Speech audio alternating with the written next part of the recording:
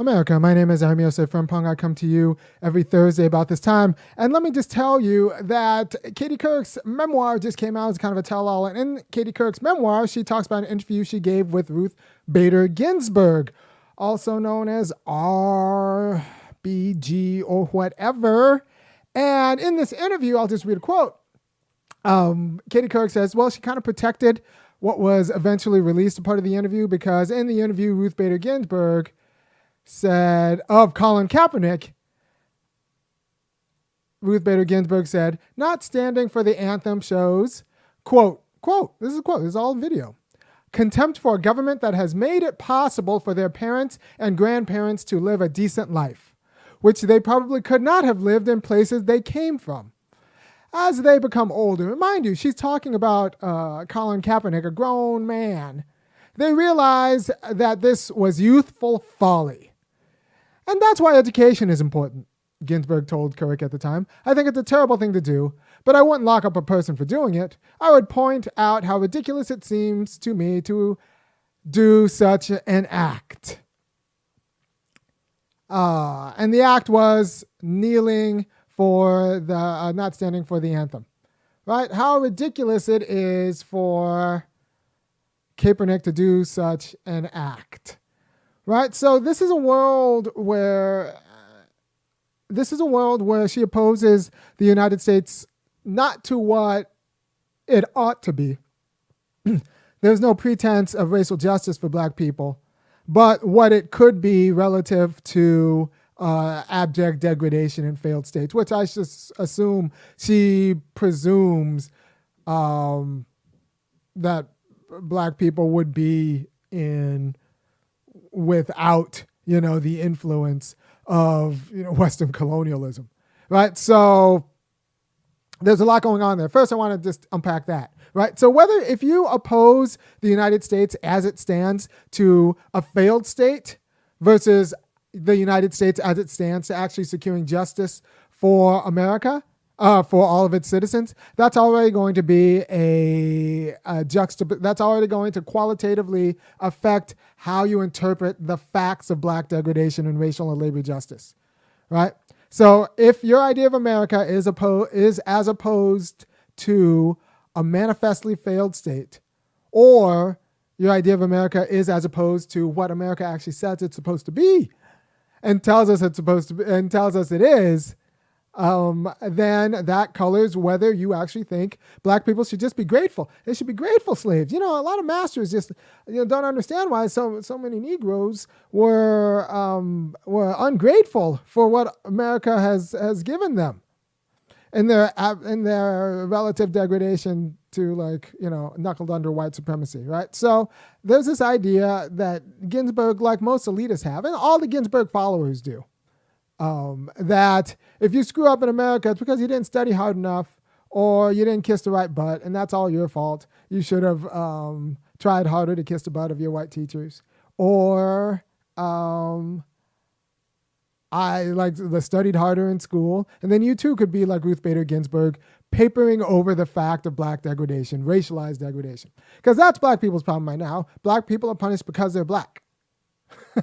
Like black people are punished because they're black. Now, some black people can overcome that punishment, usually by showing themselves to be the kind of black person who will punish other black people because they're black. But right now, black people are punished because they inherit legacy blackness. And the only way to get over is to show that you don't care about doing justice by other black people. That's the way Obama got over. Remember, Obama made his bones in 2004 when he said, there is no black America, there is no white America, there's just the United States of America. Except when you look at actual wealth data, this shows, or this is prison data right now, this shows that there is a black America and a white America, not just the United States of America. That says that there is a black America and a white America. That's not an even line, right? So, yeah. So this idea that there is no black America, and then you look at wealth numbers, it's even more staggering, right? So this idea that there is no black America, there is no white America, just a United States of America, that is the story you need to tell people if you want to get on. Doesn't matter how smart you are. You could actually be dumb. As long as you're willing to parrot that line, you could go very far. you'll end up punishing directly and indirectly a lot of black people. But if you're willing to parrot that line, you will go very far in these United States. That's pretty much the job requirement that's not on the job requirement.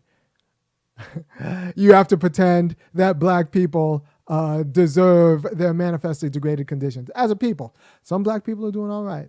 They always have to say like, well, you know, some are middle class. Yeah, you're only middle class because you think, because you don't know what real white money is. But black people as a community are not doing very well, and they aren't doing well because of the United States. It's not some internal failure. The United States moved its failure to do justice to black people, and instead of making that an American problem, a United States problem, they made it a black problem and gave everyone else a holiday from America's problem with what to do with the Negroes. Now that they're free, but we don't want to actually empower them in civil society, and politically, civilly, or uphold their families, right? So we don't want to actually give them power, but they're technically free, and that's how we get the current degradation of Black America, and how the Supreme Court's complicit in it, right? And we should ignore that, conceal that, ignore the fact that America has not done justice to black people, that Ruth Bader Ginsburg herself didn't do justice to black people. And because structurally in her office, she didn't do it insofar as she was never advocating for the Supreme Court to retry criminal cases and take up criminal appeals. It was only civil, and it doesn't have to be civil. It's just the court's decision not to push for, taking on criminal appeals. And then also, Ruth Bader Ginsburg didn't hire black clerks. Well, I'm going to talk about that after the beat. Ruth Bader Ginsburg, decades-long career, was allergic to hiring black clerks. Would be something if she wasn't an appellate judge in Washington, D.C., right next to Howard University. So it's not like you couldn't find black clerks.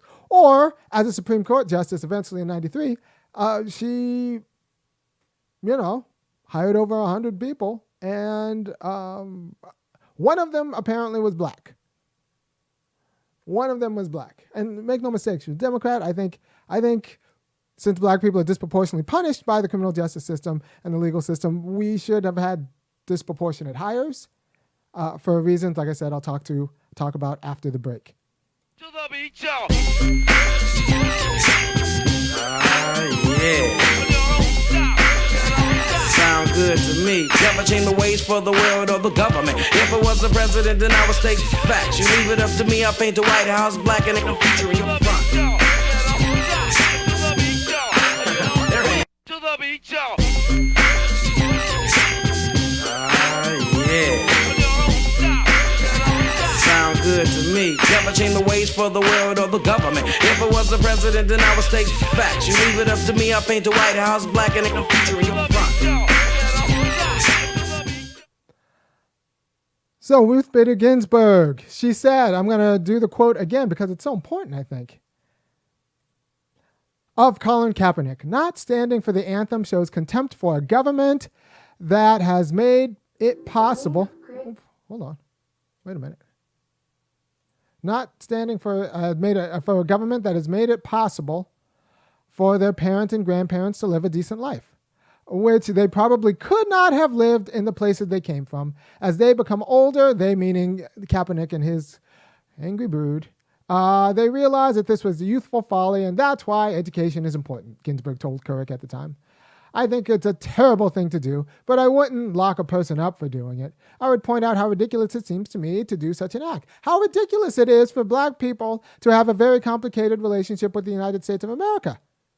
So if you come from a country that's worse than the United States of America and you find yourself in the United States of America and doing well, that might make sense to you. Now, if you come from the United States of America and are degraded because you come from the United States of America, as black people are, I know a lot of people say they come from Africa, but Africa is not a country.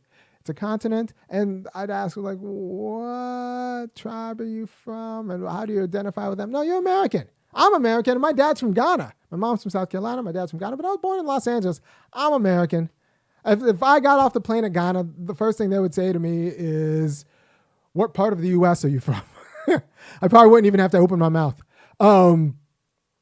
So we're American, and America has done us wrong, and we should have a complicated relationship with the United States. We don't owe America anything. They owe us an apology with a check. I like my apologies in the form of cash, or a check made out to cash. Also with institutional power and land and boards. So like we need to talk about how America needs to do right by black people in America who are punished by the United States of America, not how grateful black people should be to this nation.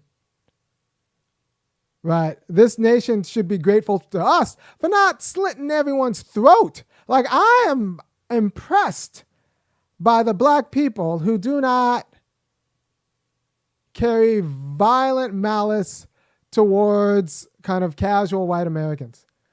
Like, I don't even hate the conservatives as much, but the liberals, they drive me a little bit nuts, right? So, like, since I'm not particularly a violent person, I speak with my mouth and I speak the truth. And if you appreciate me speaking the truth, because nobody else is going to label, let's be honest, nobody's going to label a video F Ruth Bader Ginsburg.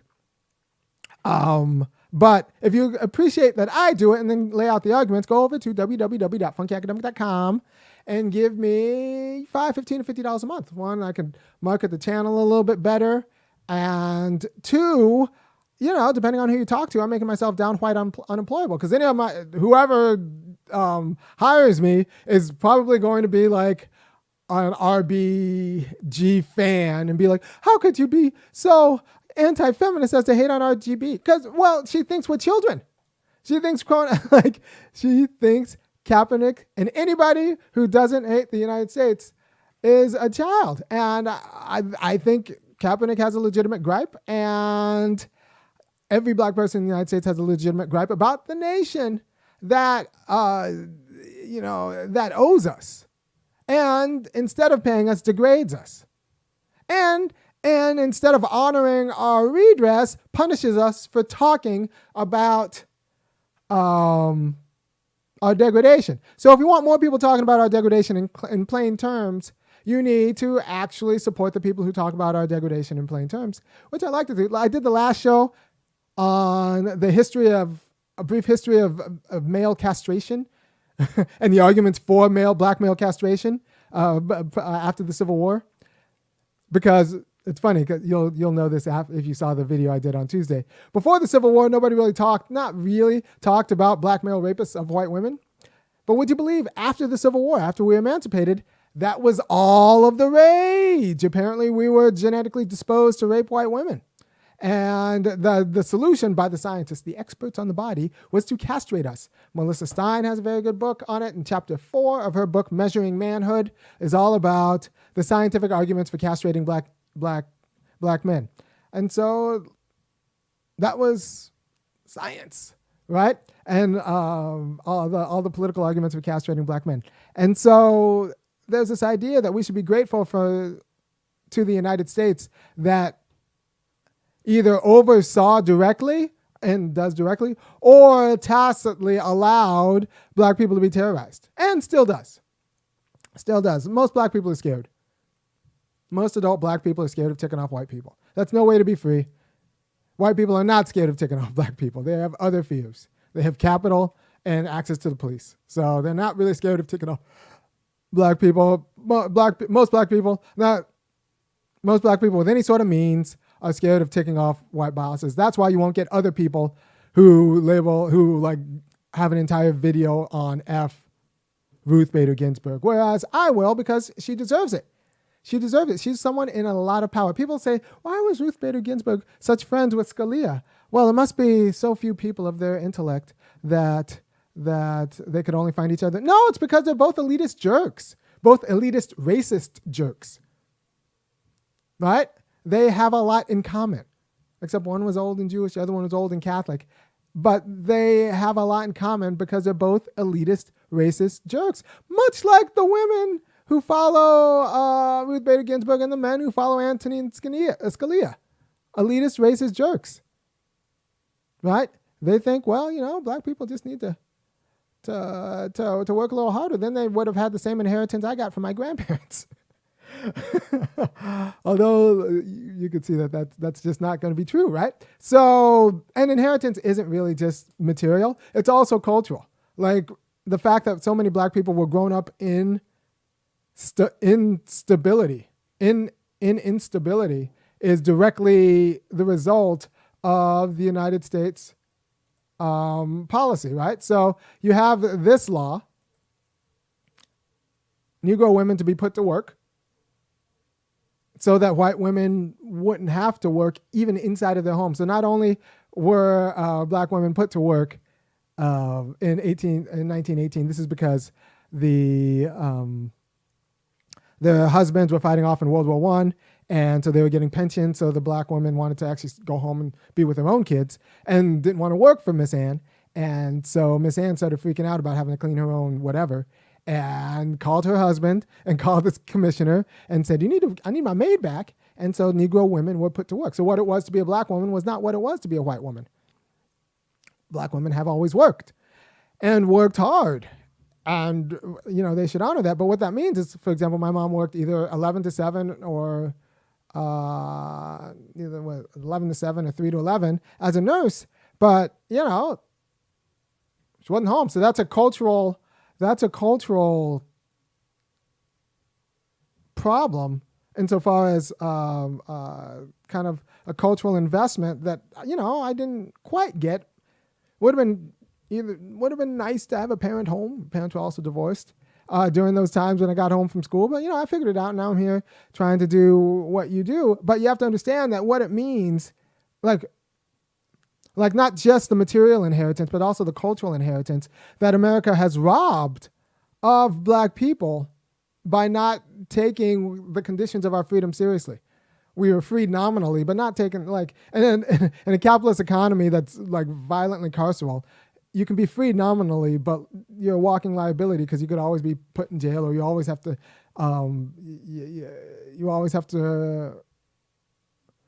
work in conditions that you don't have a say over in order to eat, right? So you're free nominally, but you're still functionally a slave. And that was the situation of black people, right? I don't know if Ruth Bader Ginsburg's mom worked, or if she was home to help Ruth Bader Ginsburg with her homework, right? So you have to ask these questions, not just about the material inheritance the United States owes black people, but the cultural inheritance that we're robbed because all of our, community has always been doing the work that white people didn't want to do, the times that white people didn't want to do it, right? So that kind of cultural inheritance that we've lost, and I think the United States owes us. Like I said, I like my apologies in the form of cash or land or other durable goods. But right now I'll take your thanks in the www.funkyacademic.com monthly subscription. But let's talk a little bit about her inability to hire black clerks, right? So when she died, there was a beautiful article about one of Ginsburg's lasting legacies was the clerks. They began their tenures as young, inexperienced lawyers and emerged with unparalleled legal credentials that will mark their resumes for a lifetime. Supreme Court clerk. Who only one out of over 150 hires, only one was black. Only one, a single clerk. And I bet you some black lady who said, yes, ma'am, no, ma'am, very well. And watch, her only clerk was like some sort of Robin Givens equivalent. Yeah, that's not fair. All right, so although if I was the only black clerk, I bet the only black clerk is so rich right now working for some corporation that doesn't even matter. But I would be tempted to write a book.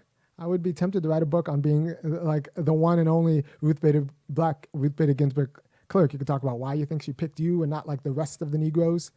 And that would actually be fascinating, I think. But I bet you the one black Ruth Bader Ginsburg clerk is a huge sellout anyway, so.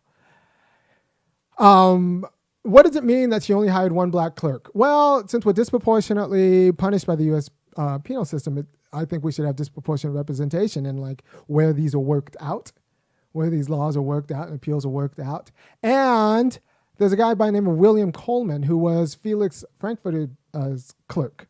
And Coleman is a black dude who helped out the NAACP in the Brown versus Board of Education legal strategy because he had been a black clerk, right? So you create a critical mass of black clerks, you get good black judicial prudence, good racial judicial prudence in the United States, but also you get a fantastic critique of judicial prudence, right? So it's not an accident that Derek Bell, the one of the progenitors, I think the main progenitor of critical race theory, was a black law professor at Harvard because he was in the belly of the beast. And so you can't tell him, well, you don't know, it's actually more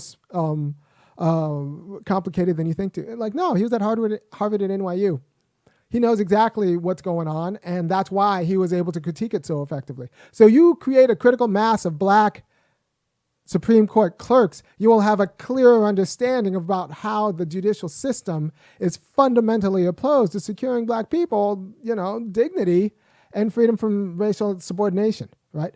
But in the absence of a critical mass of black Supreme Court clerks, you are always liable to the argument that, like, well, it's very complicated. You don't know how it works. They have to make harder decisions. It's not that they're racist. It's blah, blah, blah, blah, blah, blah, blah. It's not that they're scared or not that they're indifferent to standing black degradation or the hookworms you got in Alabama or they don't, or your labor rights. No, once you're in it, you'll see that it's exactly all of those things. It's exactly all of those things, that the judges are awful people with huge class and racial interests securing their own class and racial interests.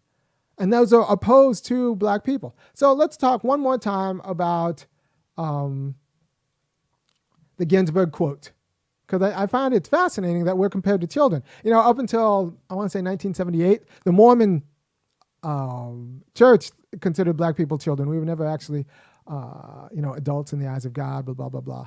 And we were just children.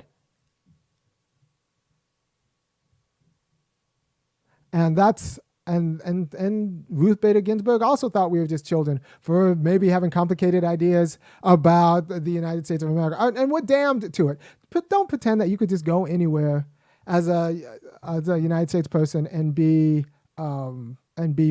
made whole. You can't do that, right? So if I go over to Edinburgh or London or someplace else, even if they speak English, I can't fight the way I can fight as I'm here, because I lose legitimacy as someone who's not from there. I don't really get it. But here, we have legitimacy, and we should be seen as legitimate, like,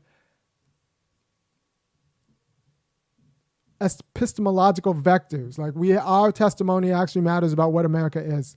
And Colin Kaepernick should not, as a grown man who actually has complicated ideas about what America means, much like Frederick Douglass had complicated ideas about what America means versus what it says it means, he has a claim and a right to actually kneel.